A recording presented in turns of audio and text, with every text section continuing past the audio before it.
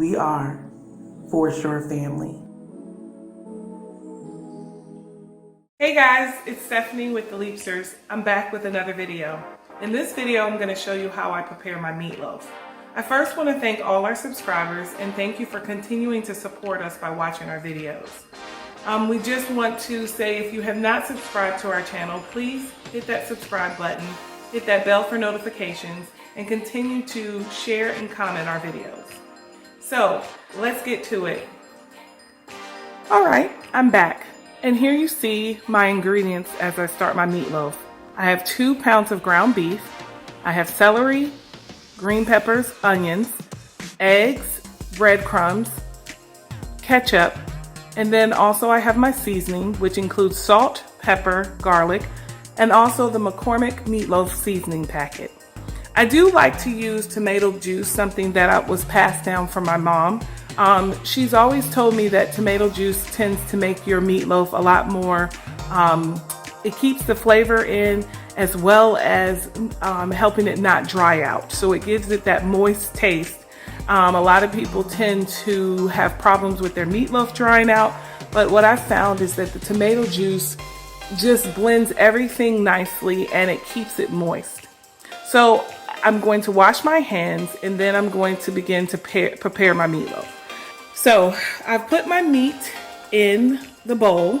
The good thing about meatloaf, there's not a specific way that you have to prepare everything. It's pretty much just dump and mold. So that's what you're gonna see me do, is just put all my ingredients in and just begin to mold it.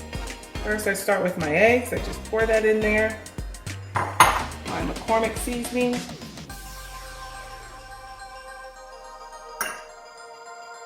Breadcrumbs.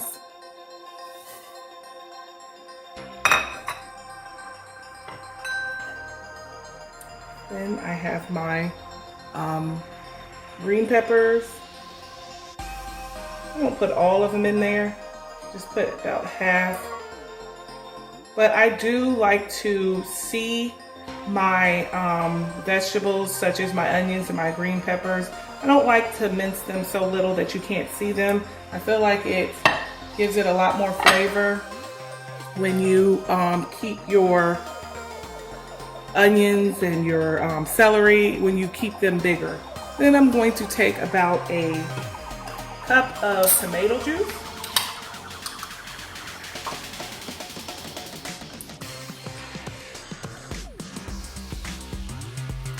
Pour that in there.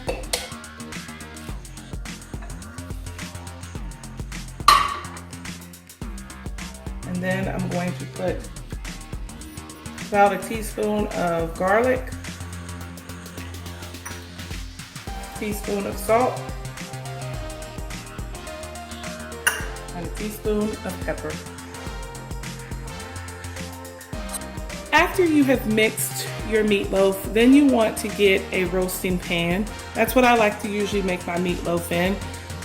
That is another way of keeping all the juices in, because when you cover it in, it is just going to have all of your heat staying in within that pan, and you're going to have a nice moist meatloaf.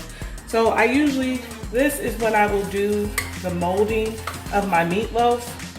I dump it in my pan. As you can see, it's already pretty much molded. And then I will commence the molding. I'm gonna do that off camera, and then I'll come back. And there you have it. I've molded my meatloaf. You can see all of the green peppers and onions and celery. You can even see the seasoning that's within the meatloaf. It smells so good, and I have not even put it in the oven. Now I set my oven to 350 degrees and I'll allow this to cook for approximately 30 to 40 minutes. Once it is halfway cooked, I will put the ketchup on top.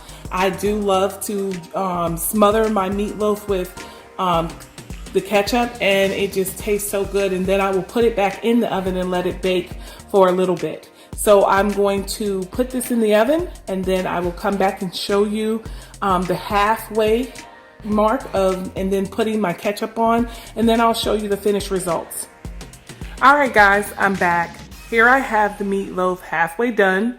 I'm going to add my ketchup to the top so it can just cook a little bit longer with the ketchup. But as you can see, it has browned nicely. A lot of the juices are still just popping out of the meatloaf. You can see the onions and the peppers, and it just smells so good. All I do is I just lightly just go down. It's no special technique to this. And I don't use it sparingly. I put a lot on there. I like it. And it will cook into the meatloaf.